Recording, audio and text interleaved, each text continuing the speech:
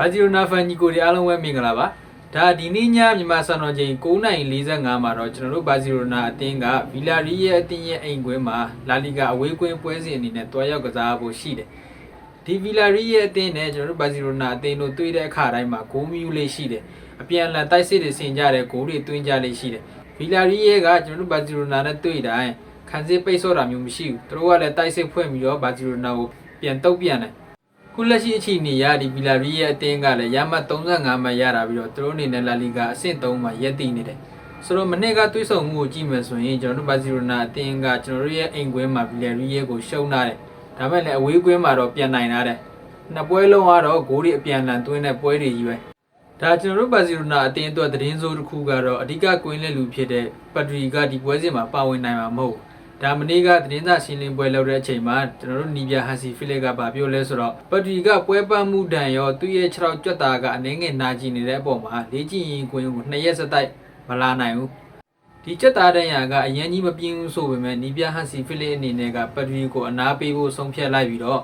အတင်းရဲ့စီးဖွဲ့အနေနဲ့ကလည်းပတ်ဒရီအနေနဲ့လုံလောက်အနာယူလိုက်မယ်ဆိုရင်တော့ဒီတန်ရာကပြန်တက်လာဖို့ရှိတယ်လို့အတီးပြုထားတယ်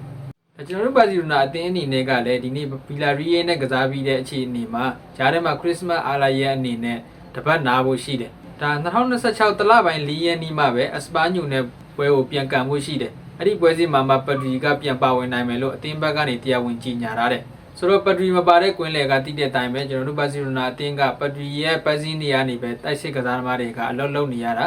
အဓိကပတ်ဒရီကကွင်းလင်းမှာဘောလုံးကင်နာပြီးတော့တိုက်စစ်နေရလွတ်တွေကိုဖန်တီးပေးပြီးတော့မှကျွန်တော်တို့ဘာစီလိုနာအသင်းကဂိုးရတာပုံမှုလွယ်ကူတယ်ဒီနေ့ပွဲစဉ်မှာတော့ပတ်ဒရီမပါဘူးဆိုတော့နီးပြအနေနဲ့ကတော့ဖရန်ကီဒီယောင်နဲ့အရစ်ဂါစီယာအသွဲကိုပဲတုံးလောက်တယ်ပတ်ဒရီမပါဝင်နိုင်တဲ့ပွဲစဉ်တွေမှာကျွန်တော်တို့ဘာစီလိုနာအသင်းရဲ့ကွင်းလယ်ကအဆင်မပြေတာကိုတွေ့ရတယ်ဒီပြဿနာကိုဒီပွဲစဉ်မှာလည်းကျွန်တော်တို့ဘာစီလိုနာအသင်းအနေနဲ့ရင်ဆိုင်ရမယ်ဆိုတော့တိုက်စစ်ကရာဖင်ညာတို့လမင်ယမားတို့ကအလုပ်ပို့လို့ရနိုင်ပြီးတော့ဒီညပွဲစဉ်မှာတော့တိုက်စစ်အခြေဆက်ကောင်းတဲ့ဖရန်တော်ရာကိုပဲနီးပြပြန်သုံးမဲ့ထင်းတယ်ဒါကြောင့်ဒီကစားသမားလေးကိုအသင်းအနေနဲ့စနစ်တကျကင်တွယ်ဖို့လိုအပ်နေပြီးတော့ပွဲပန်းတဲ့ဒဏ်တွေဒဏ်ရာပြဿနာတွေကင်းရှင်းနေအောင်သူတို့အနေနဲ့ဂရုစိုက်ဖို့လိုတယ်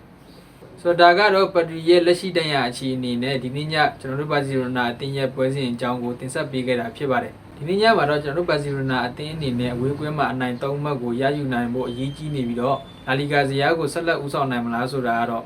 စိတ်ဝင်စားစရာနဲ့ပဲစောင့်ကြည့်ရပါမယ်အားလုံးကျေးဇူးတင်ပါတယ်